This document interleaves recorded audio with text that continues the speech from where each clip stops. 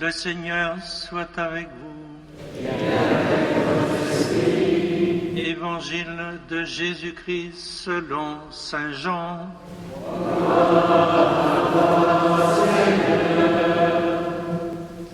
En ce temps-là, en sortant du temple, Jésus vit sur son passage un homme aveugle de naissance.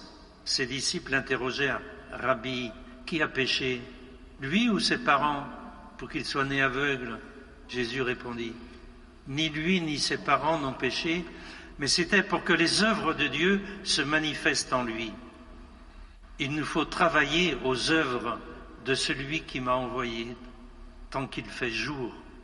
La nuit vient où personne ne pourra plus y travailler.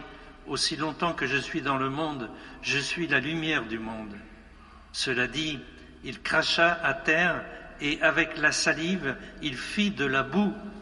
Puis il appliqua la boue sur les yeux de l'aveugle et lui dit: « Va te laver à la piscine de Siloé. » L'aveugle y alla donc et se lava. Quand il revint, il voyait. Ses voisins et ceux qui l'avaient observé auparavant, car il était mendiant, dirent alors: « N'est-ce pas celui qui se tenait là pour mendier ?» Les uns disaient: « C'est lui ». D'autres disaient: « Pas du tout, c'est quelqu'un qui lui ressemble. » Mais lui disait: « Non, c'est bien moi. » Et on lui demandait: « Alors, comment tes yeux se sont-ils ouverts ?» Il répondit: « L'homme qu'on appelle Jésus a fait de la boue, il me l'a appliqué sur les yeux et il m'a dit: va à Siloé et lave-toi.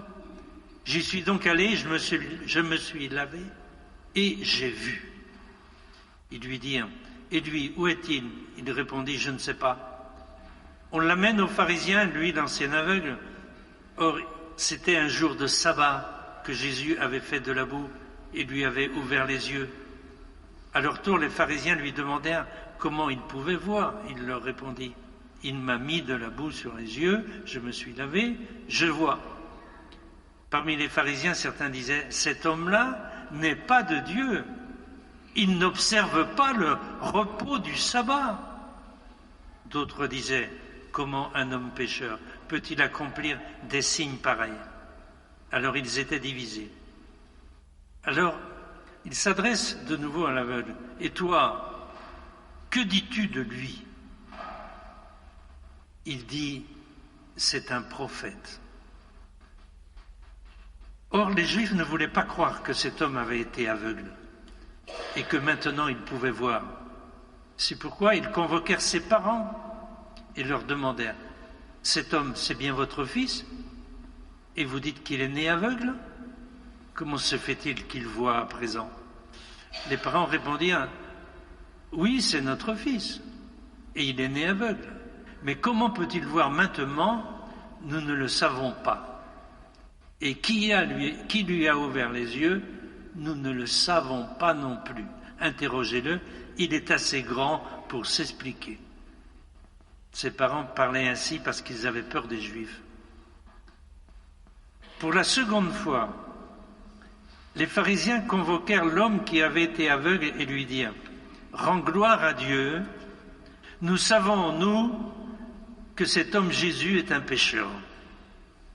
Il répondit: est-ce un pécheur? Je n'en sais rien, mais il y a une chose que je sais, j'étais aveugle et à présent je vois. Ils lui dirent alors: comment a-t-il fait? Il leur répondit: mais je vous l'ai déjà dit, vous ne m'avez pas écouté. Pourquoi voulez-vous m'entendre encore une fois? Serait-ce que vous voulez vous aussi devenir ses disciples? Et ils se mirent à l'injurier. C'est toi qui es son disciple. Nous, c'est de Moïse que nous sommes les disciples. Nous savons que Dieu a parlé à Moïse, mais celui-là, nous ne savons pas d'où il est. L'homme leur répondit: voilà bien qui est étonnant, vous ne savez pas d'où il est, et pourtant il m'a ouvert les yeux. Dieu, nous le savons, n'exauce pas les pécheurs, mais si quelqu'un l'honore et fait sa volonté, il l'exauce. Jamais encore on n'avait entendu dire que quelqu'un ait ouvert les yeux à un aveugle de naissance. Si lui n'était pas de Dieu, il ne pourrait rien faire. Il répliquait, tu es tout entier dans le péché depuis ta naissance et tu nous fais la leçon? Et ils le jetèrent dehors. Jésus apprit qu'il l'avait jeté dehors. Il le retrouva et lui dit, crois-tu au Fils de l'homme? Il répondit, mais qui est-il, Seigneur, pour que je croie en lui? Jésus lui dit, tu le vois, c'est lui qui te parle. Il dit, je crois, Seigneur. Et il se prosterna devant lui. Acclamons la parole de Dieu.